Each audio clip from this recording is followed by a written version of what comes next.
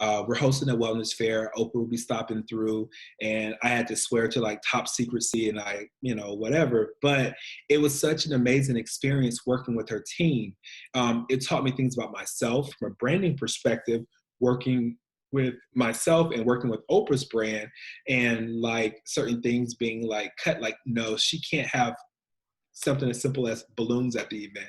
They're not environmentally friendly. They're not this, they're not that. It started to make me think deeper about branding and different things like that. It was an eye-opening experience that I learned a lot from. Once again, up until that time, I still never talked to Oprah at all. All right, Martez, welcome to the Lazy Millennial Lounge. Thank you so much for being here with us today. Thank you for having me. I really appreciate that. So take us back to when you were about to graduate from high school. What did you think you were going to be doing with your life? And how does that compare to what you are actually doing with your life right now? A very good question. I remember I was extremely nervous and scared because I was going off, and I didn't have any family there where I went to school at Florida A&M University. And I don't know if I could really see like that far in the future at that time out of fear.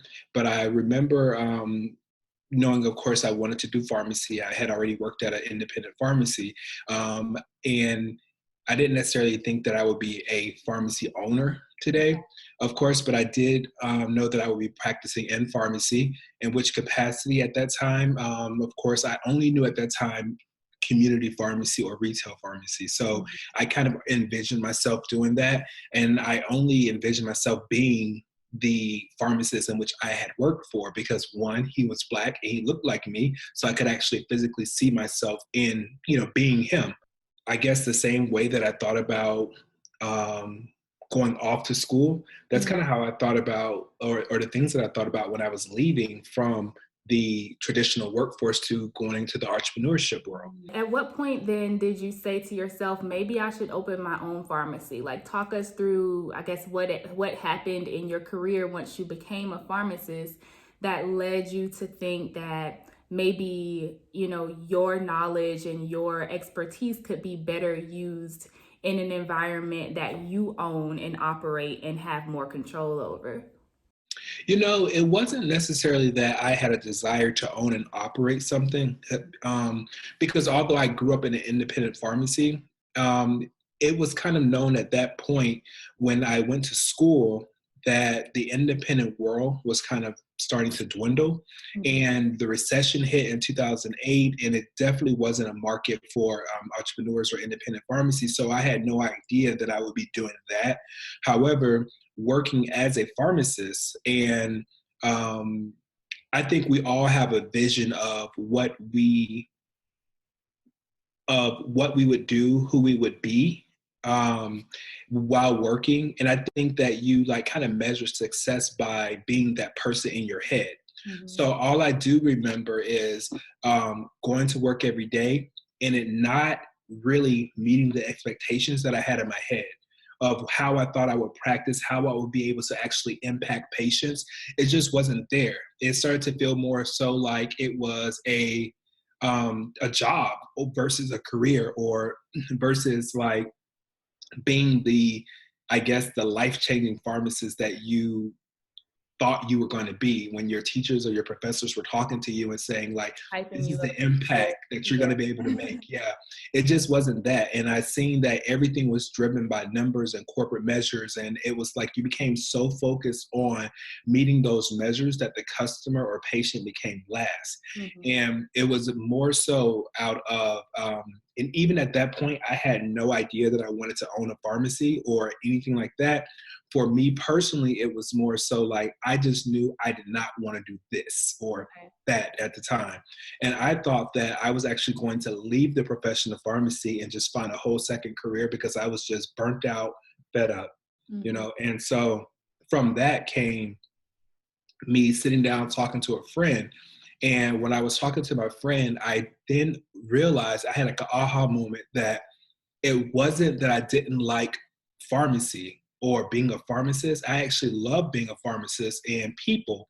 It was that I did not like the way that I was being forced to practice. And within that same conversation or sentence, I said, if I had a pharmacy, this is how it would be, or this is what I would do. And by nightfall, I had came up with this idea of like, well, if I had a pharmacy, like that was actually a possibility. And so it literally came over a 4-month span. I did not prepare like the ultimate preparation for pharmacy ownership or anything like that. It literally came out of frustration of my current situation and job, to talking to a friend and realizing that it wasn't the fact that I didn't like my actual career path. It was more so I didn't like the way that I was being forced to practice. And for that, I wanted to explore the opportunity of pharmacy ownership, or like, creating the ideal situation or job, or my dream job.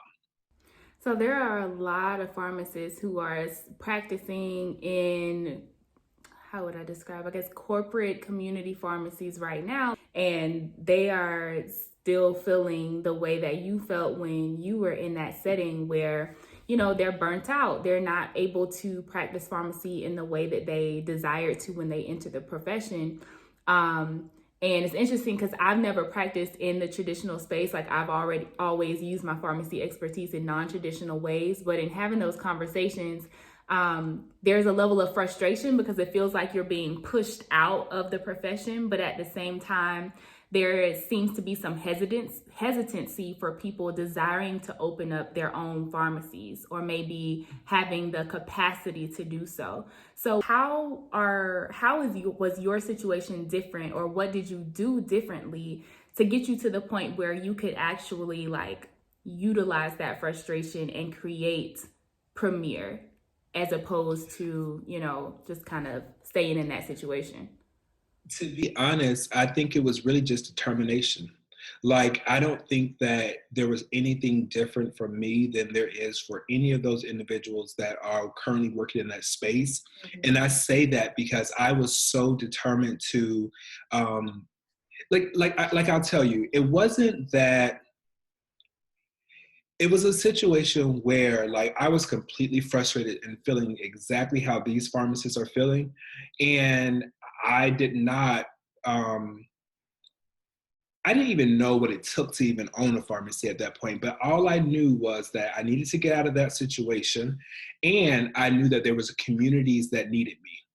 And because I realized that I really, like I said, I was talking to my friend, and I realized that I love community. Like, community is my passion, which is why I do so much philanthropy and different things like that. I love community. And so I realized that if I walked away from the profession of pharmacy, I would really miss the patients. I would really miss the interaction.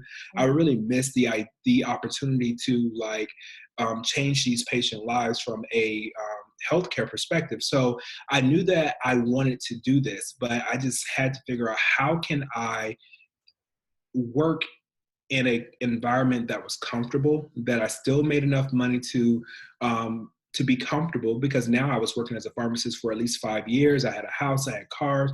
I was very comfortable. I didn't have to worry about where I was going to receive my next paycheck from, or how I was going to pay the next bill. So I didn't want to forfeit any of that. And I think that that's what a lot of pharmacists fear, that if they walk away from this, they won't be able to continue what they've now acquired as a lifestyle. And but I was willing to risk it all. I was determined that I needed to feel fulfilled. And the only way I was going to feel fulfilled was to be able to service the community. And I was going to utilize my degree to continue to service the community. And I decided that my pharmacy was going to be a pharmacy that was going to be focused on patient education, and that we were going to do everything that they tell you that you're going to do in pharmacy school, how they tell you you're going to impact the patients, how you're going to sit down and be able to do MTMs and be able to all those things that get you excited to be a pharmacist. And I said, I'm going to do this. And I was just really determined. And so from there, I started doing a lot of research. I still worked, of course, worked for the company in which I worked for. I work 12-hour shifts. I would come home. I would put in an additional 4 hours in research.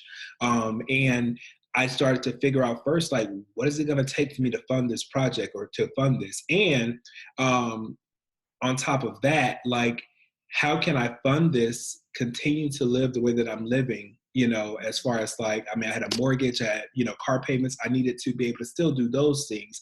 But I wanted to know, how could I do this? And until this worked out for me. Right. And so I started to think of what could I use that was around me, and that and then I thought about my friends. Mm-hmm. We were like hanging out at the club every other weekend. We were buying tables, we were popping bottles, seriously. And so I started to think like, well, they got money like to waste, because clearly we wasted every weekend.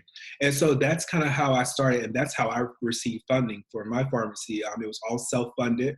I determined how much I was willing to risk and invest. I had to show that to my friends, that I was willing to take a risk, and this is what I needed. And if you could help me out, I will help you with your future dreams. And that's really how that whole aspect came about. And so it's more so about being determined. One, finding out exactly what does it take for you to get where you want to be. And then two, utilizing your resources around you. Like, stop thinking that, oh, I have to go to a bank. How am I going to get a business loan from a bank? And I've never had a business before. Like, things don't necessarily have to be that complicated, and I think a lot of times, because we think like that, we start to put that fear factor, and it starts to move closer to the forefront, and we can't get past that part. Yeah, it becomes intimidating. It becomes like this big Mm-hmm. thing that you think you have to have all these like official by the book ways to get there. And it's like, no, you can go so many different routes to still attaining the same goal. And that Mm-hmm. I read that story about the way that you funded the pharmacy in an article. And I'm glad you brought that up, because I wanted to talk to you about that. And it's another reason I wanted to bring you on, because like, there are people who are interested in being entrepreneurs within the healthcare space, but it seems so daunting when you just look at it from from face value. I would say that now, by any means, it is not easy. Right. Of It course. is, it is. But remember that you have to remember why you're doing this. Mm-hmm. Like, for instance, for me, I feel like I have to survive as an independent pharmacist, because I have to show other people that look like me that we can do this. You just have to make sure that you can, be true to your mission, be true to your passion and why you did it in the first place. And it is a lot of work, but however, it's so much more fulfilling. Like, I remember pulling up to the corporate store, and if I would see my district manager's van there before I got there, I'm like, oh God, what do I have to do today? Like, what do I have to deal with today? But it's like, you can see when you're working for yourself or you're working in an entrepreneur space. I love it because like, a patient can come in with a complaint and about things that are barriers that they may see in the healthcare space. And you can come up with an idea of like, you know what, I think that this would be cool. We should do this. And you can instantly implement it. And, we have so many creative pharmacists that have brilliant ideas. And by the time you send those ideas up to the corporate ladder, they get shot down or they never make it there. And so I love being able to implement things like that we find useful right away. It's a really cool and unique space to be in, and it makes you enjoy your job more because you can see those results instantly. Yeah, that's something I want to get into also, like the creativity that you're able to apply in your particular pharmacy. So you got your personal network, you utilize the power of that network to get the funding, the capital that you needed to get the pharmacy or get the space. When it came to actually finding a physical location, like what was that process like? Who did you have to, or who did you get someone to help you with that process, like a commercial real estate agent? How did that work out for you? So finding the actual location, excuse me, I did not get a realtor to help me with that particular part, just because it kind of came to me like, so it's been a long time coming, but I am trying to put together this actual blueprint to how you start a pharmacy. from start to finish in a way that individuals will understand it, because location is very, very important. And so what happened was when I was reading the research on what made pharmacies profitable and what made what was necessary when it came to a location, I realized that a lot of things that I desired and the location and opportunities aligned. And so therefore, I wanted to stay in a community in which I was already familiar with, because I already knew what problems they were facing, what barriers there were, and how I was going to overcome those barriers to make me different than the major competitors.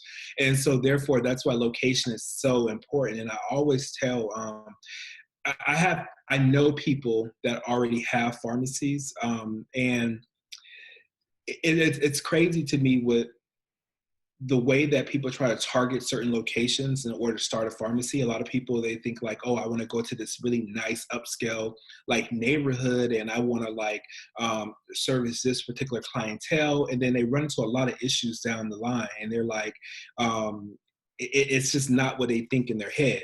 But for me, on the other hand, I was like, I want to stay in a community in which I was familiar with, because I already worked in that community.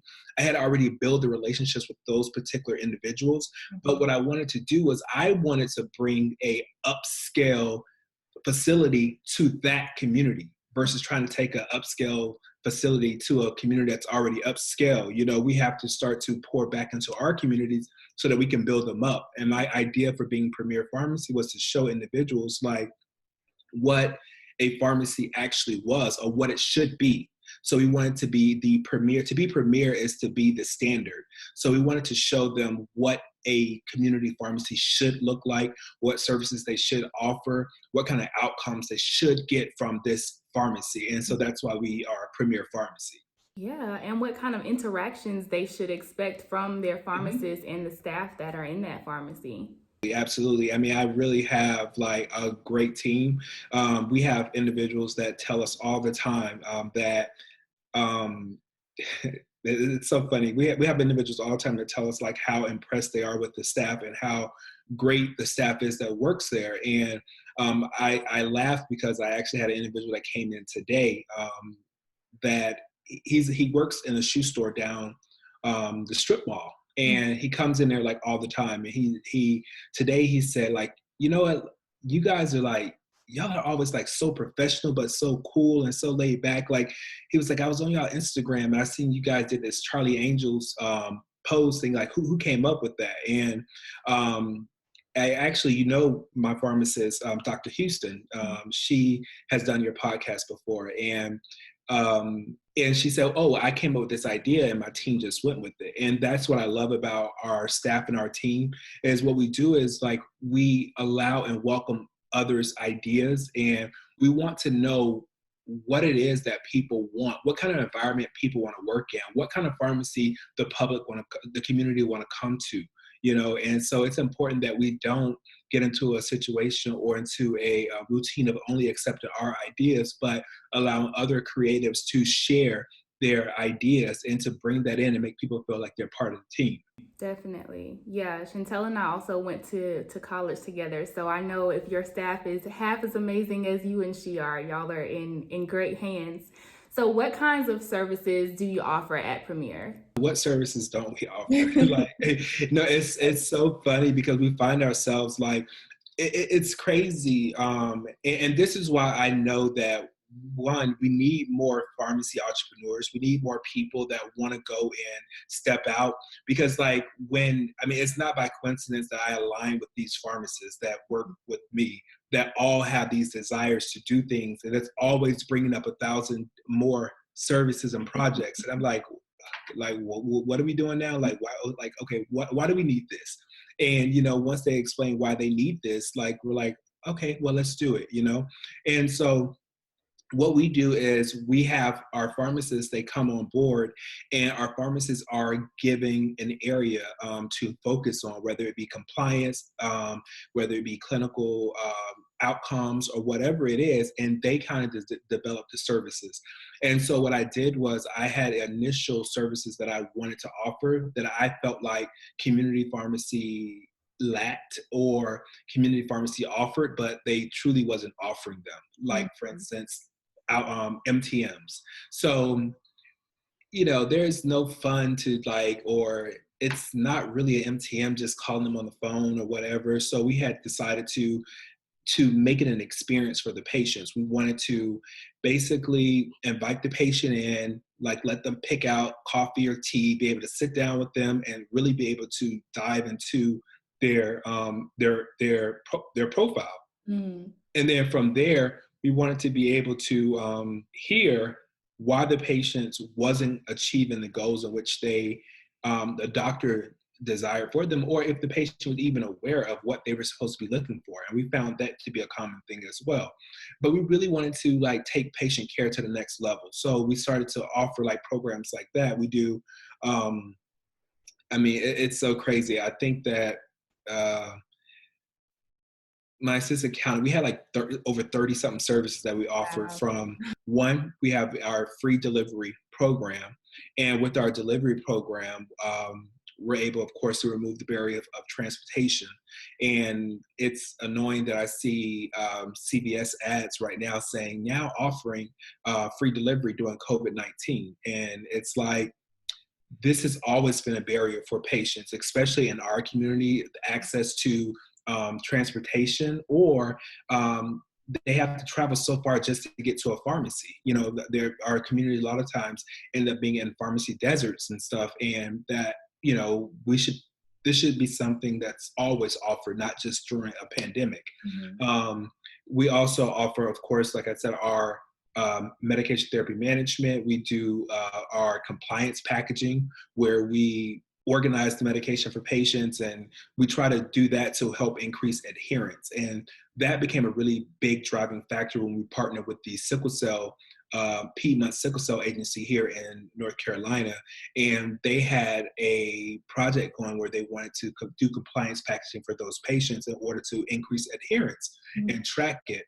And not many pharmacies were willing to take on that extra task of doing the compliance packaging, especially without receiving any additional funding for it. Right. So a lot of times we pick on projects not based off of the fact that we're going to make money from it. Of course, we're a business and we want to make sure that we are making money.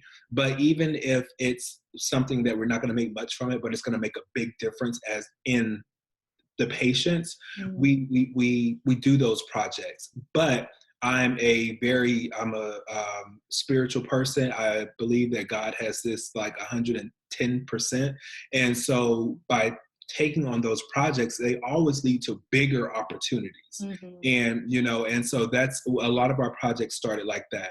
Dr. Houston runs the diabetes training seminars and classes or whatnot. We have a foundation outside of the pharmacy in which we host like wellness fairs and different things like that. And that's kind of one of the things that caught Oprah's attention, which we held a special wellness fair for her. So yeah, it goes on and on and on. Like we really do so many, like from our technicians, like bringing up different projects and different things like that, to the pharmacists, and we just go with it. We organize it and we just like, we make it work, and the community loves it. That's awesome that you incorporate not only your ideas and opportunities for creativity, like as far as you, the owner, is concerned, but like your staff and whatnot as well, like empowering them to contribute. And then who knows, maybe even someday go on to open their own pharmacy, take your academy or that you're trying to put together and spread the love to different communities throughout the country. Really, that's what it's all about. Like when I hire our pharmacists, we ask a series of questions because one, we do a lot of community service, so things that we don't get paid for. And in order to work for our team, your heart has to be there. And I tell everyone that, one of the beautiful parts about working with us is we hope to give you the opportunity to have ownership in the company, to have stock in the company, or if you have a desire to open your own pharmacy, we want you to be able to open a franchise or a store with us, you know. And it's definitely not about me. Like I get a lot of recognition like for being the face of Premier Pharmacy, which is something that I had to get comfortable with, because I mean when I first opened, for a full year I was the solo pharmacist. I was the only pharmacist. I worked 6 days a week, but once again my determination was there and I really wanted this to work. So like I put in those hours, I put in that time, and then I got a branding coach, and the branding coach taught me about branching out and creating my own brand and identity outside of Premier, being, you know, a part of my brand. Right. And from that is how I started to really to push that and to just try to create something that was just bigger than me. And for that, I realized that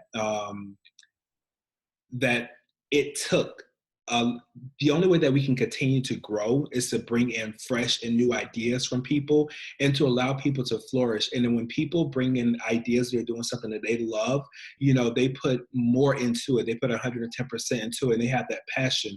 And the great thing about it is everyone who works there, their common goal, their common thing that we all have in common is we love the community. And so therefore, that's why when we see a patient come in and they go on and on about, you know, service, or if we hear a patient talk about our services to a stranger or a community member, someone calls and say, hey, you know, Mrs. Smith, she told me about your pharmacy and she said this, this, this, and this, and this. And you're like, wow, we're really making a difference in these people's lives. And, you know, and this is what it should be about. You mentioned that you used a branding coach who kind of helped you branch out and create that personal brand in addition to, or I guess encompassing the pharmacy. What were some of the other partners or I guess like people that helped supplement your ability to create and build a good foundation for the pharmacy? Or were there other people, or was it just like your own research? I did the research for it. I put together everything in which is being published as a book, and it that's the actual presentation that I presented to my friends.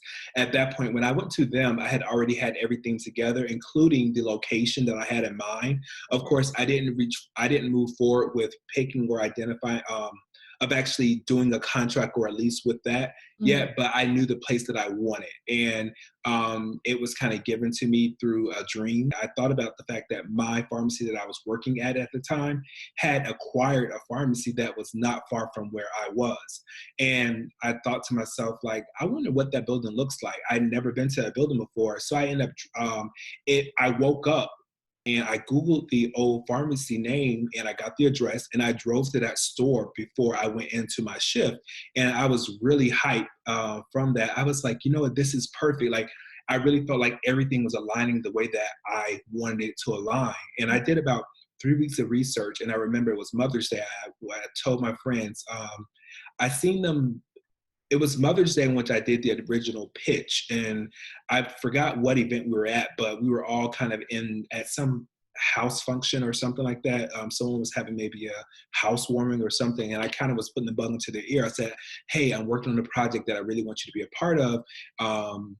Save the date." And so that started to turn. It was like, well, what is this? And so when everyone came aboard, what I decided to do was I did all the original ideas and creation of it, but I wanted them to be a part of the team as far as showing up to events. You know, I wanted to appear to be a bigger company than I was at the time because I had a vision of where I wanted to go. So I created what I called the board of directors, and they were a combination of all the different people, like from banking, different industries and everything. And I wanted to kind of pick their brain as to what they desired or wanted in a pharmacy. And of course, because these are all people who invested in the pharmacy. So of course they were going to start to tell their friends and share the story and everything with their friends, who would then, you know, just continue to spread so that we can get that initial support. I did that. And so those individuals, like, they attended all of our community events and everything and stuff. And basically every year for 3 years, they received what could kind of be considered as like dividends, or what I call in lieu of interest payments. So they receive dollars on on their quote unquote loan that they gave me. And then after the end of the third year, they received their initial principal back as well. And so I would like to just say that all of the investors were completely happy. Um, they were so thankful to be a part of it. And because of the fact that I brought them on the journey with me, I never felt like I was alone. I never felt like I didn't have the support. And even when I was at a place where I only had 3 employees, including myself, or 2 employees, and then me, which 3 people that worked at the store, and having those other 8 people being the board of investors, it just made it seem like we had a huge team, that we were that we had a huge presence online. You know, you came to any event and you seen 12 people in blue polos, and it was like, you know, amazing.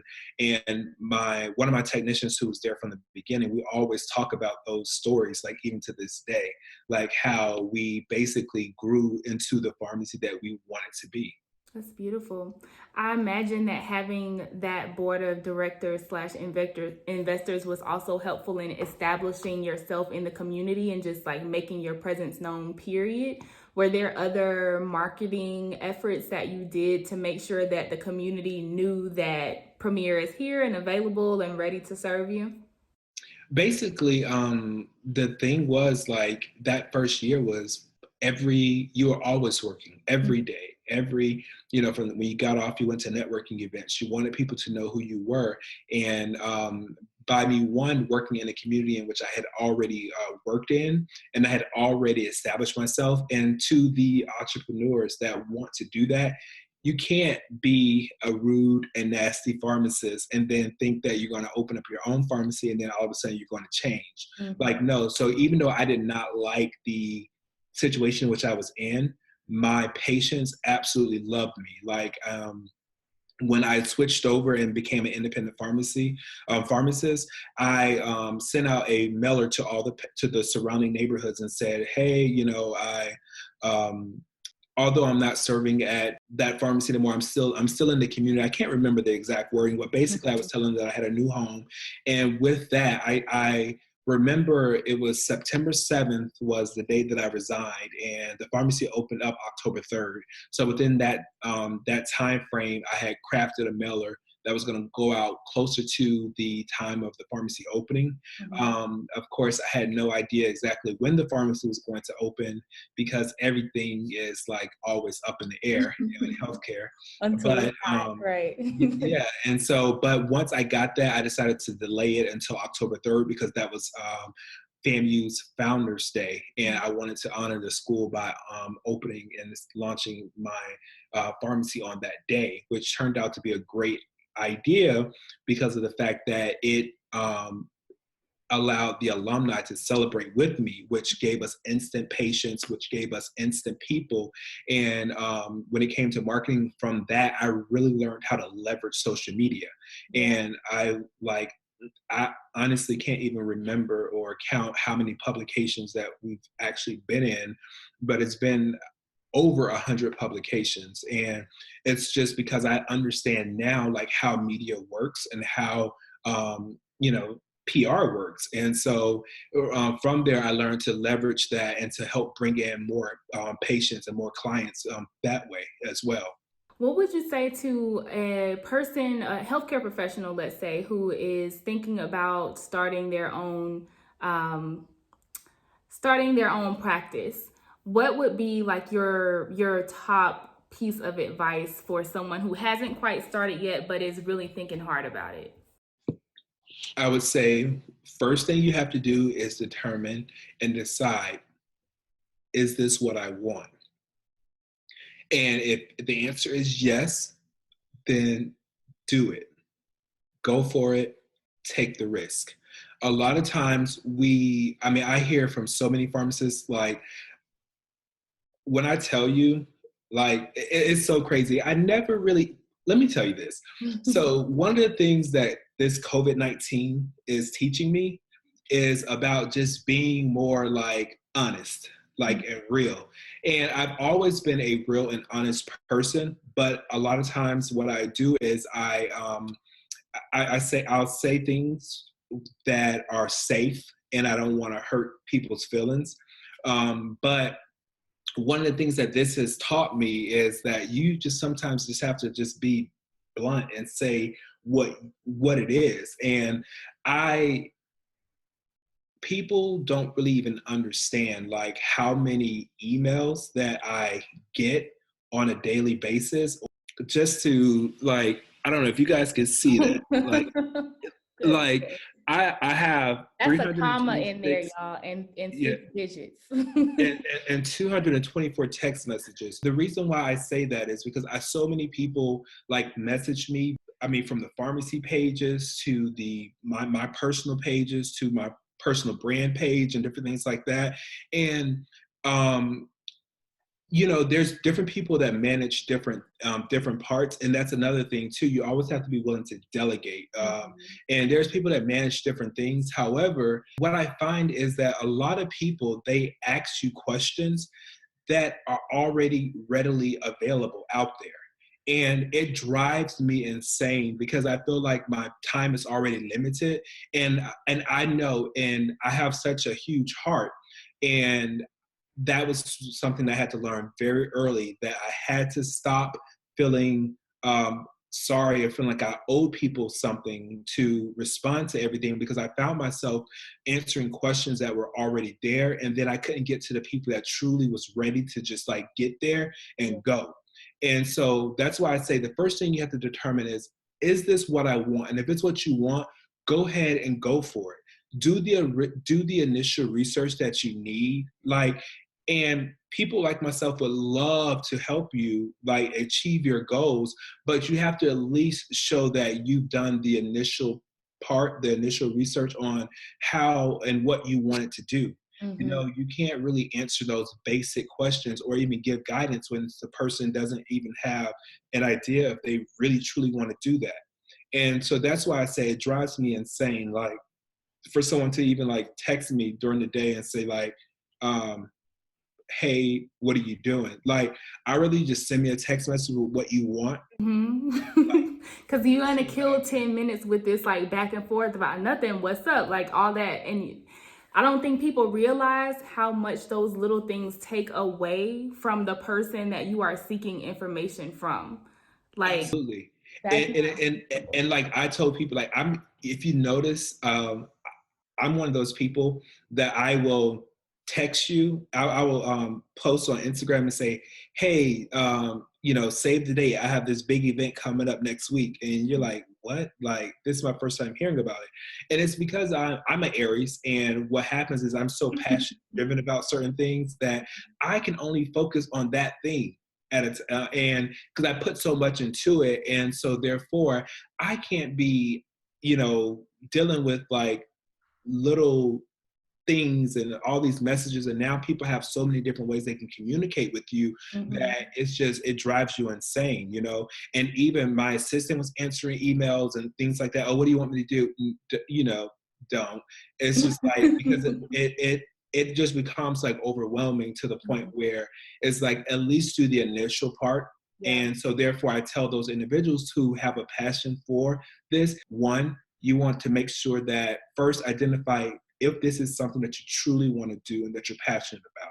Because you're going to have to remember that passion is going to have to get you through those times where you're extremely exhausted and tired, those times where that you're not going to have an income, right off the bat. We didn't even get into the whole thing of like not being paid for a year and all those things. Even when I brought up my first pharmacist was getting paid and I wasn't getting paid. Because of the fact that I had a vision for what I wanted this to be, and I realized that I had to keep the money in the company. Make sure that passion is going to keep you going. Two, you have to financially prepare yourself for that. So you have to identify what finances I'm going to need to start this up, what finances I'm going to need to continue to live so that I don't have to stress out about how I'm going to pay my bills, because that's the thing that can kill businesses is you're trying to figure out how you're going to take care and keep your home and also pay the lights and electric at the pharmacy or at your healthcare facility. So you have to remember that. And so what I did was I identified what it took for me to live to pay my mortgage, pay my bills without being extravagant. So I had to cut some expenses, and I realized like what it's going to take for me to live like this for 6-8 months. And then I stepped my pay up. I remember I got paid 25% of my salary at first, then 40% of my salary. But you have to remember that you're doing this for the overall vision that you have, the overall, your passion. I really wanted this to work because the community needed it. So it wasn't because I wanted to make money. That was the last thing that I really truly wanted, was to be wealthy or anything like that. I wasn't, that wasn't my goal. And if you're going into this because you want to make more money or be wealthy, it won't work for you. I remember praying to God and saying, God, if you could just allow me to continue to pay my bills the way I'm paying them now. I don't want to have to like stress about how I'm going to pay these bills. I wanted to get to be able to go to church on Sundays whenever I felt like it, like not every other Sunday because I have to work every other Sunday. I wanted to have Sundays off, which is why we are closed on Sundays. And like those were the simple requests that I wanted. And then God just continued to say, you know what, your heart is in this, and I like why you're doing this, and I'm going to continue to bless you. I never imagined that, Oprah would stop by and we would host a wellness fair for her. Like I never imagined those moments. What I did imagine was a pharmacy that would be taking care of the community, that the community would be proud of, and that I would enjoy going into daily. Leveraging the momentum of social media, we were able to catapult to the next level. Like every time we landed so many opportunities and deals from just social media alone. Individuals walking into the pharmacy and saying, you know what, I seen you on social media and I want to work with you. I want to do this. I want to do that. And that's literally how it happened. And that's why it's so important that everything you're posting on social media and that you're putting out in the atmosphere align with your personal brand and vision. Mm-hmm. And so, and that's one of the things that we're very, cognitive of at Premier. And it's because we create a culture that individuals want to see this survive, and they want to see this succeed because it's bigger than just me. It's about the community. It's about the profession. And Oprah didn't come to you for Dr. Martez Prince. Oprah came for Premier Pharmacy and the community that was in there. So before you leave us, I need you to tell us more about Oprah and this wellness fair that you had the honor of being able to host for her. When we opened the pharmacy, I called it the first look, and 40 people received text messages about 2 weeks before the pharmacy opened. I went to a friend's birthday party, and I know this because their birthday is coming up, and we were playing laser tag. And after we played laser tag, we went to Chili's to eat. And I was sitting with one of my best friends, and I was just waiting for the moment to ask him about this crazy idea that I just had came up with after having lunch with another friend. Mm. And that moment was so important because I guarantee you, if he had shot it down, I probably wouldn't be where I am today. But I shared that with him, and he was so positive about it that he said, go for it. Mm-hmm. And that little bit of spark was all that it took for me to continue rolling that ball. And from that moment, it was like 2 weeks, it was April because I told you I had the thing in May on Mother's Day. I invited all the friends over to the house and everyone was so supportive, but it was about strategically including people at the right time. Because what happens is if you share that too quickly, people will start to dim down, and you have to wait till you get to a point where you believe in yourself so much. If other individuals talk down on it, it will, your self-belief will overpower that. Yeah. And so that's why it's about sharing strategically with those individuals. But that same friend, he's actually the president for the Premier Foundation, and we were hosting our 5th wellness fair here in Charlotte, and it was September, and I remember right after we released the dates for the wellness fair, it's always the last Saturday in September, and then we got an alert that Oprah was having an event there that same day. And we was like, oh God, come to the wellness fair. Nobody is coming. Everybody's going to be going to see Oprah, Mm-hmm. And my friend, he said, well, what if Oprah stops by the wellness fair?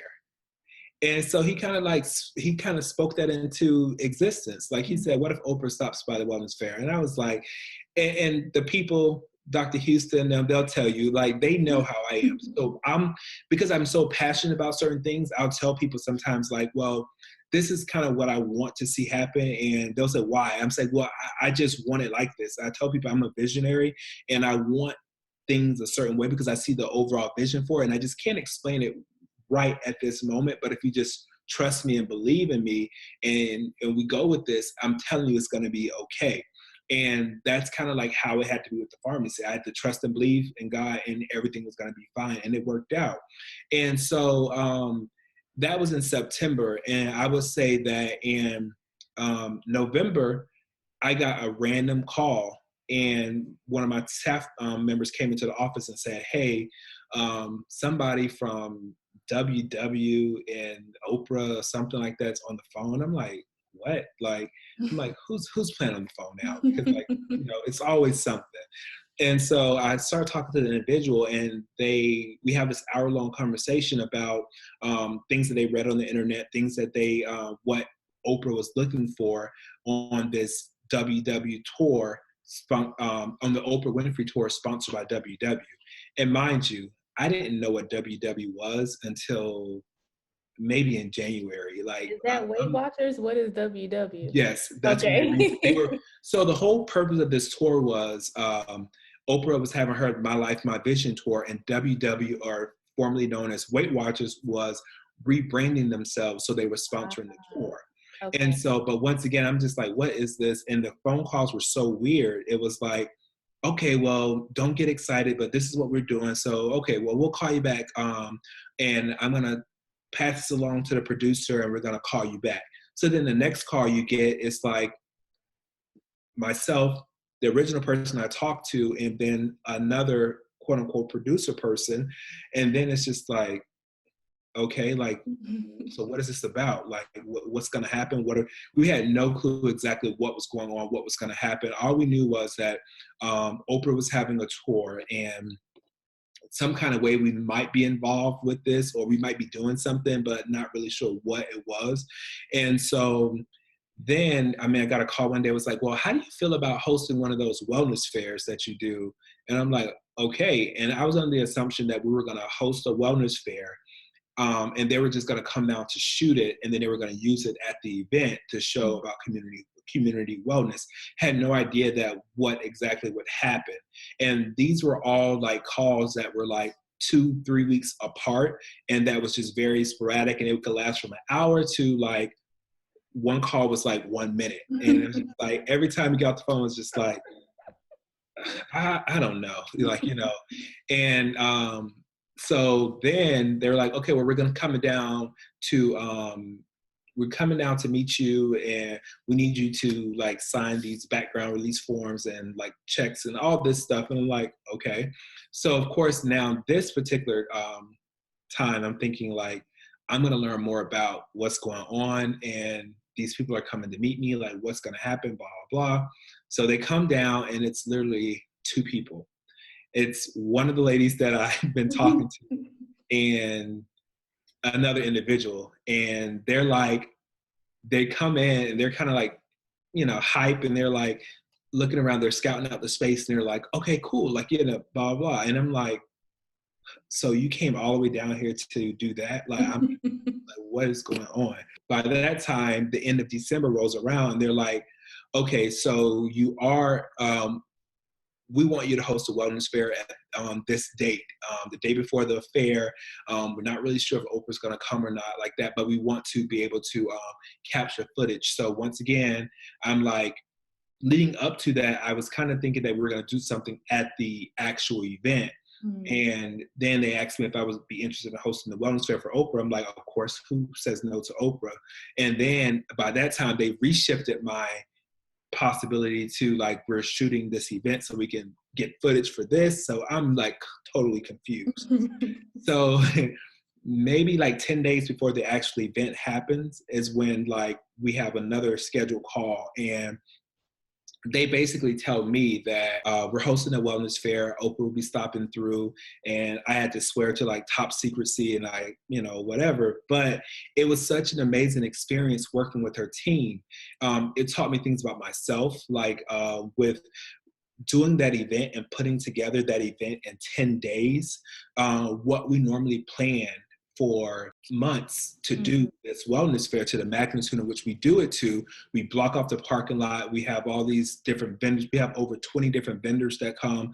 It had taught me that how prepared we were and how we had been doing this for so long that it didn't take that much time, and that, all these different things. And then from a branding perspective, working with myself and working with Oprah's brand, and like certain things being like cut, like, no, she can't have something as simple as balloons at the event.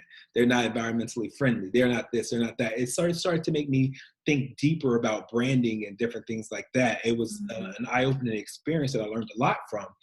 Once again, up until that time, I still never talked to Oprah at all, or anybody directly on her team. I was mostly working with Weight Watchers team and then the media team at that point. And so then the week of comes about, and like, you got all this security stuff coming, you got this, and nothing's on schedule, and you're like, well, what is going on? And like all this. And then the day of arrive, and my team come in, and mind you, now I work at a Black pharmacy, and we are super professional, but we have culture, and we do what we do. I walk in, and most of my staff is ladies. They have full glam squad in the pharmacy the day that I walk in, the day of the event, because they're just like, they had a high expectation or thought that Oprah was probably going to come by, but they did not know for sure.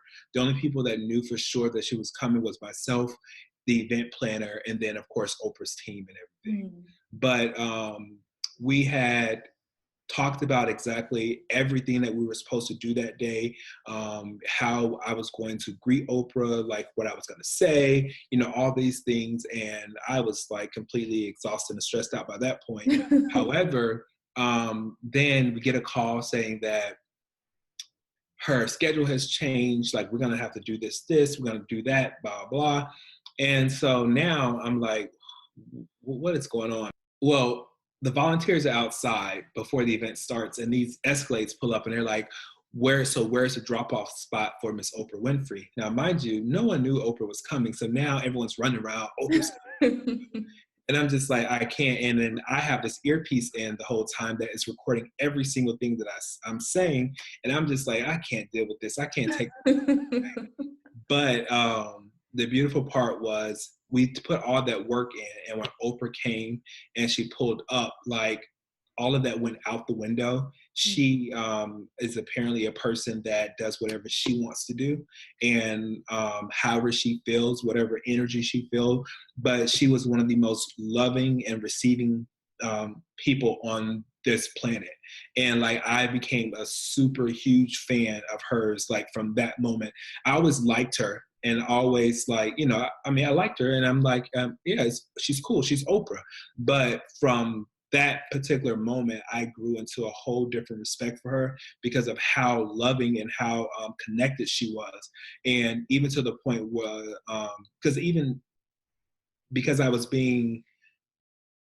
rehearsing and scripting all these things, I'm thinking like, okay, this is not going to be genuine anymore. I don't know what it's gonna be like, And her team was just that, not that they didn't want it to be genuine, they was just preparing for what they were trying to capture. But when she got there, she you could just tell from the level of engagement that she actually knew everything that was going on from the beginning to the end of what was happening. I was in complete shock when she first pulled up, because once again, we've been rehearsing all this stuff that I'm supposed to be doing. Now I have no clue what I'm supposed to do at this moment, because she just starts dancing. And when she starts dancing, and she's like literally in the crowd with everyone and letting everyone take selfies with her and just like really having a great time. So I just didn't know that all that was going to truly happen like that. And then we didn't practice for this part. No, not at this part. But when I seen that and I got on the stage with her, I realized like how beautiful of a person she was, and like how her spirit was just there and it just moved, and she was truly genuinely interested in what was going on with the community. Everything went out the window and I was able to just like chill and like just hang out with her, and that's why everyone asks me like, how did you remain calm during that time? How were you able to speak during that time? I'm like, really it was because I really felt this energy from her that was just so genuine and so cool. And then we left there and went into the pharmacy, and it was just myself, my team, and all the media people. And even though there was probably about 40 cameras in that pharmacy, like it felt like it was just us, like, from my team, the way that she poured into everyone, the way that she gave words of encouragement, the way that she had researched what we were doing, it was able to tell us these things and what she liked and how proud she was and how she would just stop and take in the aesthetics of the pharmacy and stuff. And it was just a really great experience that, like, every time I tell that story in detail, because I got tired of telling it for a long time, but every time I talk about that and I'm able to like really relive those moments of like how great it was, because it was so cool to see someone of her magnitude be so like down to earth and so cool, and it meant a lot, and it was one of those moments that really like catapult you, that you really can't believe that it happened until like weeks later. Yeah, I'm sure that took a long time to process. It did, because I mean, like afterwards, like of course, like I talked about those text messages. Like even after that, like I got a bunch of text messages, even people asking like, "Oh, how did you connect with Oprah?" And I'm like, I didn't connect with Oprah. I didn't. This just kind of happened. And so, but just to like I said, I learned so much from that moment of interacting with her team, like from branding perspective, how to take your brand to the next level. Like even it was crazy. And then I became to the point where I watched the whole entire tour and how it took place, because I started looking for these branding consistencies and what she did. And I just really admired that. And I think as a business, you have to do that as a person, as a community leader. Like you have a if you want people to be able to identify with you, your story, and like believe in you, you have to be consistent. And that was one of the things that I learned from her, and it was beautiful. And you know what, that takes me as we wrap up to another point that you made earlier about reaching out to people who could potentially teach you something or, mentor you. So you had this exposure to Oprah, and you had this moment in time where you met her, but you didn't call Oprah on the phone and say, "Hey Oprah, can you be my mentor in branding for the next, year or so while I do this and that?" You took your exposure and you said, "Hey, I'm going to watch her. I'm going to see how she behaves in this tour, what consistencies there are, what differences there are." You kind of used her as an unofficial mentor with the free resources that were available to you. And so that's what I always try to encourage other people to do is you don't have to literally connect with someone in order to learn something from them, in order to take something away from what they are doing. Absolutely. And I'm glad you said that. I have a huge heart. And so I always want to help people. I don't want to tell people, like certain people no. And like you get 1,000 requests, people asking you, will you be my mentor? Like, and then truly, like, do you have the capacity in which they want you to, no, you don't. And so it's like, it's impossible. And it's not because like you're so popular or anything like that. It's because you're running a business and you have so many hats that you wear. Like you're doing marketing, you're doing this. Like, yeah, you have people that are all working on these different projects, but you're still involved in every project because everyone's coming to you for that final approval. Yep. And so like, and you have students that you are trying to like guide. You have like, you truly have so many things that you're doing. It's impossible for you to connect with all these people. And like you said, that, I mean, what does having that mentor to physically connect with, what does it really do to like for you Other when you than truly provide you with the information that you can already access on your own. exactly just doing your part, like just doing your part, learning about the person, watching the person, and and it's always like, because I have experiences with people that you genuinely connect with, and you're like, I really like the way they conduct business, and I really want to work with them. And that's kind of like how you develop those relationships. There's people that you really want to connect with. And like myself, like my first assistant, his name was Carlton. And I actually met Carlton through Instagram. So Carlton was a pharmacy technician that lived in California that he always would message me and say, hey, great work. I like this. I'm watching. I'm doing this, and it was just like basically a person that didn't really want anything, at that time, where you had all these other people that were sending you messages saying, hey, can you be my mentor? Can you do this? Can you do that? And then one day he sent me a message that says, hey, I think you should do this. I think it would be a really good and unique opportunity, blah, blah, blah. And so I was like, here it is, everybody in the world always trying to receive from you, but this is somebody who wants to give something to you. And I was like, oh, that sounds really cool. Let's set up a Zoom meeting. And from that Zoom meeting, it turned into us. I was like, I identify a lot of different things, qualities that he had that I felt could be better, and skills that he had that I really wanted to learn. And I was like, this guy is really smart and he's going places. So this is an opportunity for me to mentor him. At the same time, he can work for me. And he was my assistant that did not sit in Charlotte that didn't sit in Charlotte. But what he ended up doing was he was like, well, how about I fly there and and you can interview me. And so this is someone, once again, that showed, he was willing to pay for his own flight to come fly and interview because he really wanted to work underneath me that bad. And it was like, and I seen that dedication and I seen that, and that's how I got my first assistant, because I was very hesitant. I knew I needed an assistant, but I was very hesitant on who I was going to give that position to, because I know how I work and how I like to work. Right. And I was very protective of that. And so that was something I felt like it was someone who I could learn from as well. Every pharmacist that I hire, or every technician that I hire, everyone who works for me, I feel like they have something that I don't have. And I'm learning those skills as well. So that's another reason why I'm busy, is because I'm also learning new skills and learning what other people are offering. And so I tell individuals that I don't care who you are, if you can't do every position in the room, at least know about it, then, you're at a disadvantage. So that day that the technician doesn't show up, can you do what they're doing? That day that this person doesn't show up, Lord forbid someone gets sick or something happens, you have to kind of know what goes on. And you can't be just blind. And that's what happens with the district managers in the pharmacy setting, which is why we dislike them, because they never know exactly what's going on in the actual pharmacy. However, they come and just give orders, and no one wants to work for a person like that. Where can people go online to find out more about you? Where do you hang out on the internets? Well, so, I like to have fun on Instagram. That's my fun spot. But the easiest way to connect with me is through www.drmartezprince.com.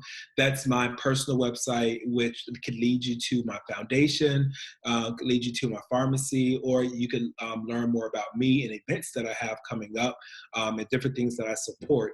So my virtual home is www.drmartezprince.com, and you can follow me on Instagram, engage with me that way. And I look forward to learning more from you and about you, versus you learning about me and receiving information from me.